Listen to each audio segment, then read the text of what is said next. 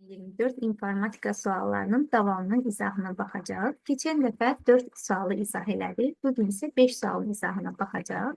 Başlayaq birinci sualımızdan.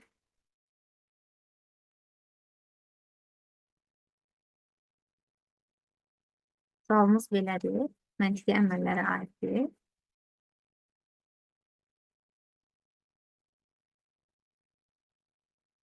Demək, müəllimlər bizə belə bir ifadə verir. Deyir, məntiqi ifadəsinin neçə yalan həlli var. Bu məsələni həll etməkdən öncə, yəni ən əvvəl biz bu məntiqi ifadənin ümumi həllərini tapmalıyıq. Sonra isə doğru həllərini tapmalıyıq. Ümumi həllərdən doğru həllər çıxdıqda bizə yalan həlləri vermiş olacaq. Dediyimi yazın. Ümumi həllər, çıxılsın doğru həllər, nəticədə bizə yalan həlləri vermiş olacaq. İndi birinci başlayaq ümumi həlləri tapmağa.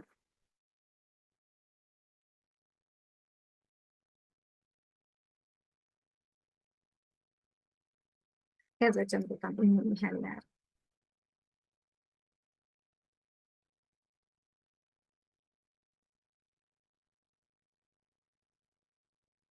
Müəllimlər, biz ümumi həlləri taparkən baxırıq ki, ümumiyyətlə məntiqi ifadə qruplar şəklində qeyd olunur. Yəni x1 vurulsun x2, vurulsun x3, x4, nəhayət x5. Biz bilirik ki, məntiqi ifadə 2 qiymət alır. Yalnız 2 qiymət ala bilər. Ya 1 ya da 0. Yəni true qiyməti 1, false yalan, yəni qiyməti olacaq 0-a bərabər. İndi müəllimlər, x1 hansı qiymətləri ala bilər? Formal olaraq aşağıda kvadratlar çəkəcəm ki, sadəcə seçimləri kvadratların içərisinə yazım və hansı seçimləri olacağını qeyd edəcəm. Bunları sadəcə formal olaraq çəkirəm.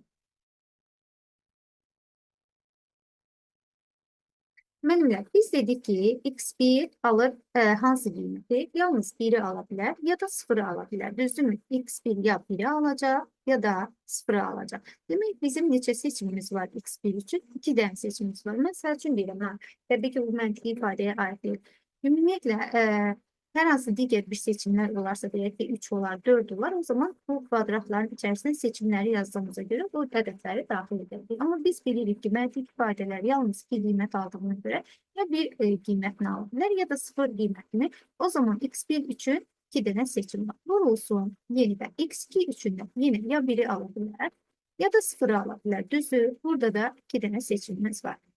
Yenidən x3 üçün yenə ya 1-i ala bilər, ya da 0-ı ala bilər. Düzdür, burada da 2 dənə seçimimiz var. x4 üçün yenidən ya 1-i alacaq, ya da 0-ı alacaq. 2 dənə seçimimiz var. Seçimləri kvadratların içərisinə yazıram.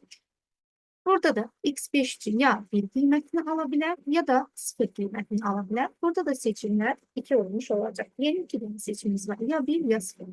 Bunlar bir-birinə vuranda 2 üstündə 5 edir. Bu da bərabərdir 32. Bunun mənası odur ki, bu ümumi həllərin sayı, ümumi, yəni həm içərisində yalan olan, həm içərisində doğru olan 32 dənə həll var. Bu bizim oldu ümumi həllərimiz. İndi baxaq, bu şəkildə tapdıq bunu. İndi doğru həllərə baxacağım. Qeyd edirəm ki, doğru həllər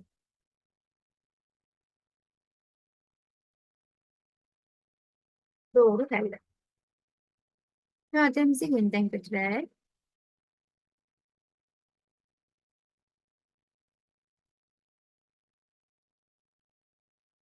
Müəllimlər, biz axtarırıq hansı həlləri? Doğru həlləri. Doğru həlləri tapmaq üçün ifadəmiz nəyə bərabər olmalıdır? 1-ə bərabər olmalıdır. Yəni doğru həll true qiyməti. Yəni 1 almalıdır. Bu da qruplardan ibarətdir. Biz bilirik ki, qruplardan biri 0-a bərabər olduqda hasil 0-a bərabər olacaq. Demək, bu qrupların heç biri nə x1, nə x2, nə x3, nə x4, nə də x5 demək 0 ola bilməz. Onlardan bir dənəsi yetərlidir ki, 0 olsa, hasil 0-a çevrilsin. Bizə də hasilin 1 qiyməti lazımdır.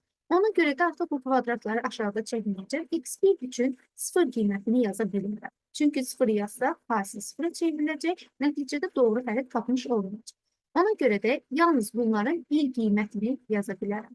x1 alacaq yəni bir dənə 1-i, ona görə də bir dənə seçməyim.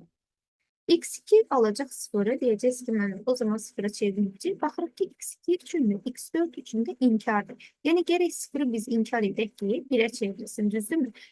Biz əgər desəniz ki, mən bəlkə bura 1 yazsaq, 1 yazsaq, 1-i inkar etsək, çünki yuxarılarında görürsünüz, inkardır. İnkar etsək sıfıra çevriləcək və hasil də sıfıra çevriləcək. Demək, burada bir dənə sıfır qiymətini yaza bilərik. Sıfırın da inkarı 1-dir. Bir dənə sıfırı yazdığımıza görə bir dənə də seçimimiz var. X3 üçün yenə 1-dir, inkar deyil. Sadəcə 1 yaza bilərik. X4 inkar olduğuna görə yenə 0 yalnız yaza bilərik. 0-ın da inkarı 1-dir. Demək, bir dənə seçimimiz var. X5 üçün də yenə 0 yaza bilmirik. 7 bir dənə seçimimiz var. Biri də 5 dəfə özünə vuranda onsuz da 1 alınmış olacaq. Demək, doğru həllərimizdə nə oldu? 1 dəfə. Biz ən əvvəldə necə yazmışdıq? Ümumi həllərdən doğru həlləri çıxanda bizə yalan həllər verəcək. Ümumi həll 32-dir. Doğru həll 1-dir. Çıxdıqda 31 yalan həll olmuş olacaq. Bizdən nə soruşurdu? Necə yalan həlli var? 31 yalan həlli olmuş olacaq. Bu bizim birinci sualımızın izahı.